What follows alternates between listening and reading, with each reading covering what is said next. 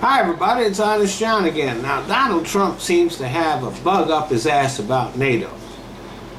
Now, the foundation of the NATO treaty is that an attack against any one member of NATO is an attack against every member of NATO. So it's an excellent deterrent.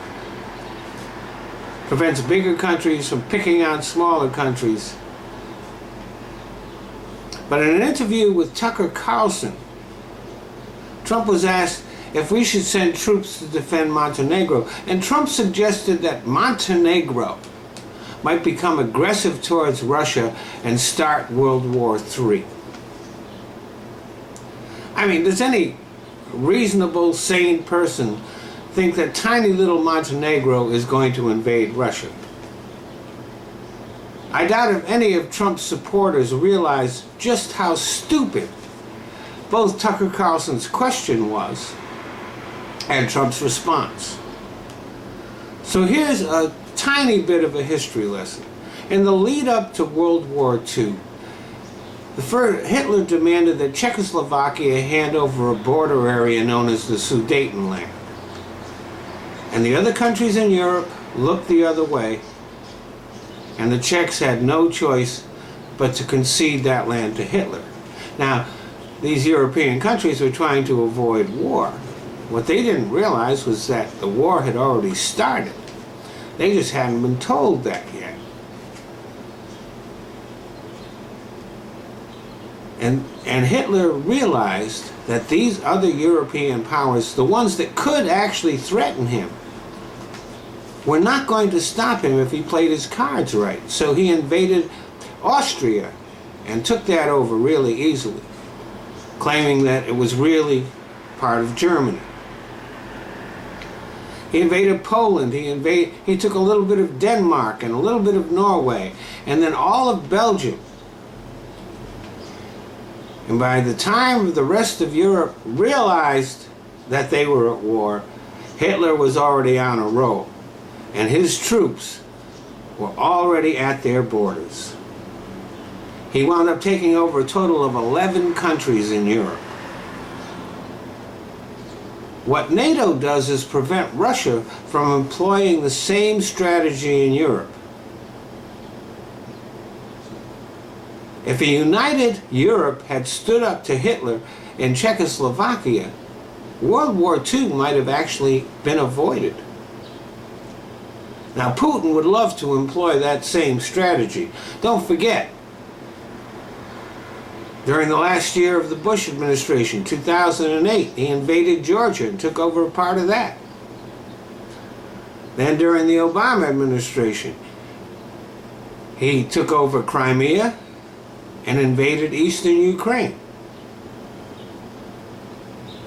Now, neither one of those countries are NATO members. So Putin knows he has kind of free range up there. But Montenegro is a NATO country, and Trump all but invited Putin to invade them. This is a dangerous signal to send. Montenegro in and of itself is not that important, except to the Montenegrins. But what is supremely important is for Putin to know that the US and Europe will act if Putin attacks any NATO country. The fact that Trump is publicly undermining that alliance is as much proof of Trump's collusion with Russia as anything Robert Mueller might find.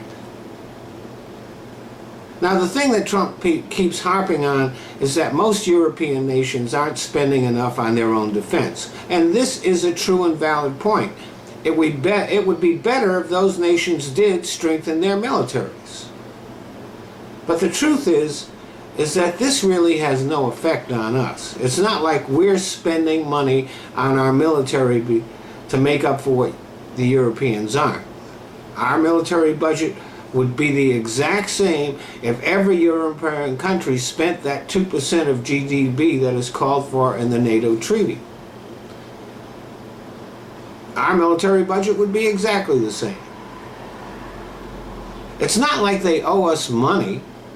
It's not like we're giving them money or spending money that we wouldn't.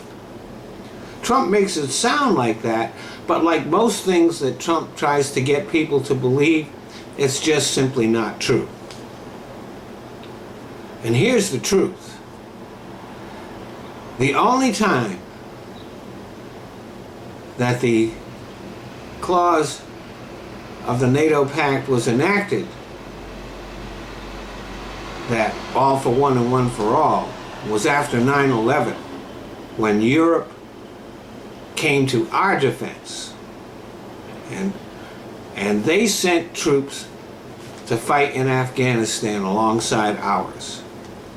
Europe did live up to the most important part of the NATO treaty when it came to the crunch. Trump is hinting that we might not. Now, most importantly, that treaty has kept the peace in Europe since World War II. Trump undermining it is dangerous and invites Russian aggression, and that could lead to World War III. Not anything Montenegro might do. The truth is that Donald Trump wants to end the NATO treaty and enter an alliance with Russia, and that would be betrayal of our allies, our principles, everything America stands for. Thanks for listening.